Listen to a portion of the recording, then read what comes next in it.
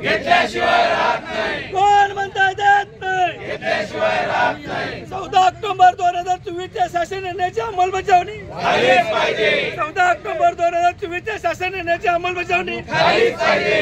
शिक्षक समन्वय संघाचं विजय असो, शिक्षक समन्वय संघाचं विजय असो, शिक्षक एकजुटीचं विजय असो। अरे आवाज दो, हम एक है, आवाज दो, हम एक है। माइक द्या आता द्या घ्या तवा घ्या आणि आवाज ही आझाद मैदानामध्ये जी वेगवेगळ्या प्रकारची आंदोलनं सुरू होती। कृती समितीचं 5 जून 2025 पासून आंदोलन सुरू आहे।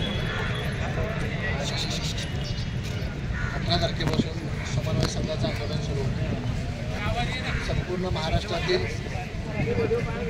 शिक्षकांची जी मनातील इच्छा आहे, प्रश्न एक असेल, बॅनर वेगवेगळे बॅनर कशाला? आणि ह्या शिक्षकांचा मान सन्मान राखून आम्ही दोन्हीही आंदोलन एकत्र करीत आहोत। आणि या ठिकाणी शिक्षक समन्वय संघाच्या बॅनरखाली हे एकाच प्रश्नासाठी 14 ऑक्टोबर 2024च्या शासन निर्णयाची अंमलबजावणी व्हावी, या केवळ एका प्रश्नासाठी आम्ही एकत्र लढण्याचा निर्णय घेतलेला आहे।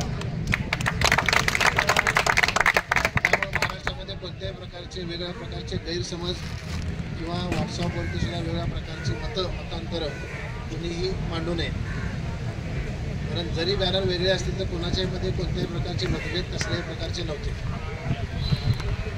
तात्विक मतभेद असतील तर ते त्या ठिकाणी असतील, परंतु प्रश्न एक असल्यामुळं आम्ही एकत्र येणं काळाची गरज आहे।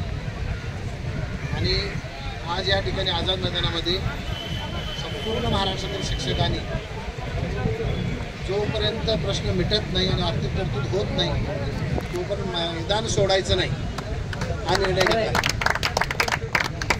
आणि एवढे होऊनही जर महाराष्ट्रामध्ये जर 63,000 शिक्षक असतील आणि या ठिकाणी 500 लोक उपस्थित असतील तर खरंच अनुदानाची गरज राज्यातील लोकांना आहे का? आज आपणच म्हणत होता की एक व्हायला पाहिजे, एक झाल्याशिवाय आपला प्रश्न मिटणार नाही। आता आम्ही एक आहोत, आता तुमची आझाद मैदानाला गरज आहे। त्यामुळं आपल्या या प्रसार माध्यमातून आपल्याला जाहीर विनंती करतो की आता आझाद मैदान तुमची वाट बघते आणि तुम्ही लवकरात लवकर आझाद मैदानात या। आपण कोणत्याही प्रकारचं कारण कोणी कसल्याही सांगू नये आणि कोणत्याही प्रकार